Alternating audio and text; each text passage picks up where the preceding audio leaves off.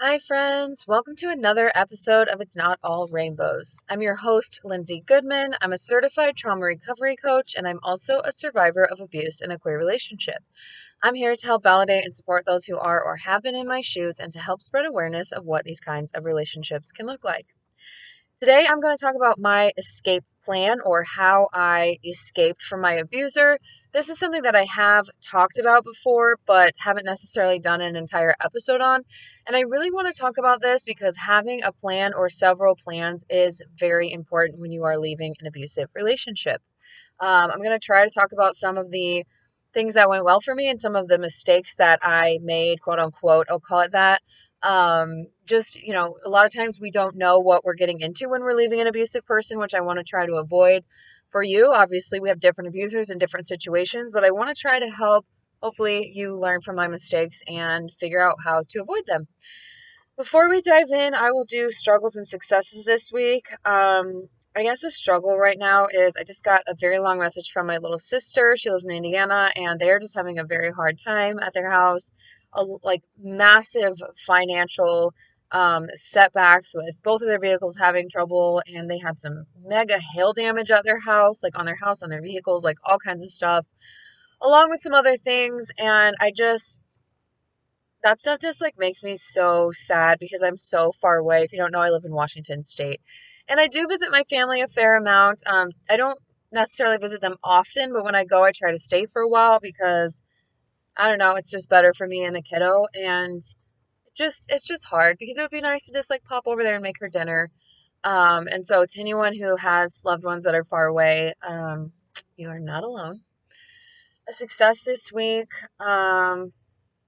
I'm 3 weeks away from going on this trip with my son. By the time you listen to this, I will already be on the trip. I'm really trying to work ahead so that I feel like I'm really organized in my work and that I don't have to worry about some of the things that I can work ahead on as much when I'm there. Like when I at least first get started, I really want to be able to just kick back and not have to record podcasts. So I'm really excited. I'm really looking forward to that. I am a little bit nervous, as I always get a little bit nervous as we come up to the time of leaving, but it always works out great. And um, if you're looking at me and you're hoping to travel someday, but you're not quite there yet, I hope that my travels and following along on my healing journey helps you to feel hopeful. Because when I was still in it, I never thought that I would be here. So anyway, um, I'm on my work break right now and I'm in my car, which I have been a lot lately for recordings because this has just been what's working out for me. And it is a very rainy day. It's April 6th is the day that I'm recording this. And we've had some nice days that like spring is sort of peeking out. But then we have days like this where I don't know if you can hear that. But it's very rainy and it's just very like cold, wet, P&W-y, and that is like not fun for me. I don't love that weather. But anyway, okay. Without further ado, let's talk about my escape plan. I didn't have one. I started to know that I needed to leave probably like April of 2021, but I just had no idea what that was going to look like or how. I was on a lease with them. My son was being quote unquote raised by the two of us and his dad, although his dad, of course, lived in a separate house. Um, but it was very much, I felt trapped. Financially, less so because I am the one who had a good career and was earning money. I have a good career. I have always been able to be financially okay in terms of that relationship. That was a boundary that I set very early on. Unfortunately, one of the only boundaries I set, but that's a big um, having your finances okay is a huge thing when you're in an abusive relationship because a lot of people unfortunately don't have that situation. So definitely was lucky in that aspect. But I just was like, well, how do you break a lease and who's gonna move out? Where are we gonna go? Because we live in a very expensive area. And of course my abuser was like, well, I don't have anywhere to go. Where am I gonna live? Um, Sort of fast forward a bit. It wasn't until like later in the summer, like maybe July, that I started saying things like, I'm gonna start looking at places. I can't keep doing this. Like, we're just fighting. This is miserable. Nothing's changing. I found my diaries from, 2020 and 2019, and I'm like, we're still having the same problems. It's all here in writing. 1 year ago, 2 years ago, We've done a year and a half of therapy. Nothing's helping us in changing. So I would say those things and they would say like, where am I going to live? I don't have anywhere to live. Like guilt tripping, typical, abusive behavior.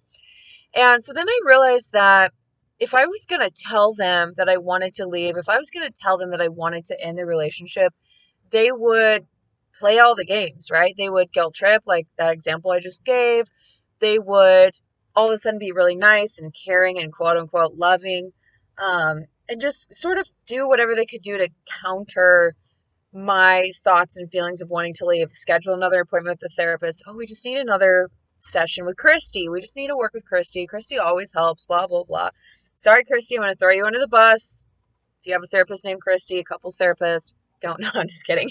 But serious. Um, and so, things like that. And so I started to realize that I needed to keep things completely quiet. I needed to, like, whatever I was thinking, if I was looking at houses, it had to be a secret. If I was going to ask people for help, it had to be people who wouldn't report back to them.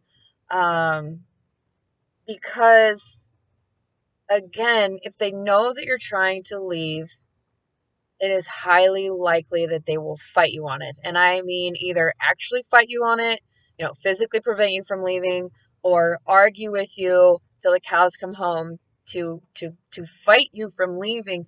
Or they will again counter you with the love bombing or breadcrumbing or whatever other tactic they can do to keep you from leaving. One of the biggest things for me was that all of a sudden they couldn't live without my son. They would complain about him all the time until it was time for me to want to get out, and then all of a sudden they can't live without him, which is, if you're a parent, it is very hard to combat that sort of guilt when someone is saying like, oh, I'm his parent. Oh, I've been here since he was, a year and a half old. He doesn't know life without me. This isn't about him. This is between you and me, those kinds of things. So it wasn't until, August of 2021 that we broke up. And at that point, I started gray rocking. I set solid boundaries. I do tell a lot of this in episode called, I think it's called No Man's Land, where I talk about the time between like when we broke up and, um, and when I left, where I'm pulling back. I'm setting a lot of physical and emotional boundaries. I'm sleeping in a separate room. I'm not saying I love you. I'm not touching you. I'm not doing any of those things. And I'm just, not really having conversations with you. I'm doing the bare minimum to keep you from saying more and to keep you from getting mad. And I'm not getting in like circular arguments or reacting to whatever it is you're saying to try to whatever, right? Get me to react or lure me back into these kinds of discussions. And so when it came down to it, like I said in the beginning of this episode, I did not have a plan. I was winging it, and it was a very, very bad time for me because my son's dad was gone. He was out of town for 3 months, and I have talked about this part a fair amount, but um, he would have helped me. He probably would have been the place that we would have stayed in the meantime, which wasn't ideal. It was the last thing I wanted to do at the time. I just felt like it was going to be a huge regression to go and stay at my son's dad's house, even if it was temporary. It was like, well, I left that house, I left that relationship. Now I have to bring my stuff back. It feels like you're like a kid you went to college and it didn't work out, and you have to call your dad and be like, can you come get me? I don't have any money left. Or can you come get me? I failed all my classes or something like that. It just felt like a massive step back in my life. And I know a lot of you probably feel the same way too. When I have my clients and I ask, where would you go? Like, what are some options? Let's talk this out. Let's come up with a plan. A lot of people are like, well, I can go to my parents' house, or, oh, I can do this, I can do that. And it seems so horrible. Um, but it ended up being mostly a great option. And I still live there, which is really unfortunate. I don't love that. This is just like a side note, but I don't love that I live there, and sometimes I do feel like it's a huge step back. Although my therapist was like, it's a lateral step. It's not a step back. It's just different. It's not necessarily sliding back to that relationship because I'm not the same person. I've done a lot of work. I've done a lot of healing. But my point is, even if your mom's couch is a bad option, like it's someone's couch, it's your mom, whatever, or your friend or your cousin or whoever, try not to go to an ex that you like actually. So this is like my son's dad, and we had like years apart and we didn't feel that way about each other anymore, so there was no like relationship tension. Like, maybe don't call like the ex that you were dating before them and go right back to their house or something, because you're probably not setting yourself up for success in that situation. But we'll come back to that. I I didn't know what I was gonna do because he wasn't at his house. And I just was like, well, do I just go to his empty house? But then like what does that look like? I guess we have a space to stay for a while. And so what happened was and I talked about this a couple of weeks ago in the episode that is about like waiting for the right moment to leave. Let me see what it's called. Um April 5th, waiting for the right moment to leave. I talk about how like we sometimes are waiting for like this tipping scale moment, and I mentioned that I did wait for a tipping scale moment. I waited until stuff hit the fan and my child was involved and it was yucky, and I was like, I got to get us out of here right now. And I had someone in the house who helped me get out of the house. When that was done, we were at my son's dad's house. We just went up the street and my abuser had a key. So that's not an escape plan, right? If your abuser knows exactly where you're going and they have access, they have the garage code or they have the key to the house, it's not really a good plan. And the reason I'm sharing this with you is that I made these mistakes. Again, I didn't know. It was spur of the moment because I didn't really make plans. At the time, I just was like, so, like, this isn't possible. There's no way I'm going to get out. So I didn't even bother to make plans. And this is why I really urge people to make plan A, B, and C. Like option one, okay, that did not work out. What else? When can I try it again next time? Because quite often it takes more than one trying to get out, many times to get out. Um, and so I went there, and my abuser would show up there because they knew where I was, and they would say things to get me to come meet up with him and do all this and do all that. And I know I'm saying a lot of things. I've talked about this before, but I talk about the danger that I realized we were in when they could just wait outside the house at 6 a.m. for me to open the door to let the dogs out, or 7 a.m. and forcibly walk in the door behind me as I'm closing it to let the dogs out. This person still had access to me. They knew that my son went to school. They could probably figure out where he went to school. They knew like about when I would probably be coming and going from the house. They can just be waiting outside, right? And if you're alone, that can be very, very dangerous. But even if it's not dangerous, it's just scary and creepy and weird and not good for your healing. So we really want to try to get to a place where we at least maybe have someone around us who feels safe, or maybe they just don't have a key to the house and you can actually lock the doors and maybe call the police and be like, this person's here, they've been threatening me, I don't feel safe, whatever that looks like. Right, that's not always an option. The police aren't always very helpful, especially like I just know I always was afraid that they wouldn't believe me because we were queer people and there was no man involved, so they would be like, you guys just, you're on your periods, just sleep in separate rooms, go to bed, leave each other alone, don't call us, like that kind of thing. They did end up being very helpful when I did call them later on. I ended up having to call them twice, and they were very, very helpful, which surprised me a lot. But anyway, um, so then I ended up going to my mom's house because they were targeting my son. I'm keeping this very short because the point isn't like the nitty gritty of like what was happening, but we were in danger. They were targeting my son. They were trying to get my son like to agree to go with them in the vehicle. And if that would happen, then I would have to go back to it. Was like very creepy, like lurie type thing. So I went to my mom's house and I stayed gone for 90 days. By the time when I left and packed the night that I went to my son's dad's house, I grabbed our passports and I grabbed whatever I thought we might need to go to Indiana for a while. Because I had it in the back of my head that I wanted to take him on a big trip far away. I knew I wanted to go back to Spain. There was something for us there, something in our healing journey. It was going to help me to break the trauma bond once and for all. So it was like a spur of the moment. I have to do this. I'm going to do this. I had been thinking about it and talking to some people about possibly going to Europe for like a while before, probably a month or so, like it had been mentioned. So that was why I was like, grabbing passports. If I hadn't grabbed those passports, probably never would have seen them again, but I digress. Um, so my plan was made very quickly. It was grab the passports. I only had like the bare minimum of what I needed. I did not have a plan for the dogs, which I have talked a lot about the dogs and why I made that decision and what went down. You know, pet abuse is very common in abusive relationships.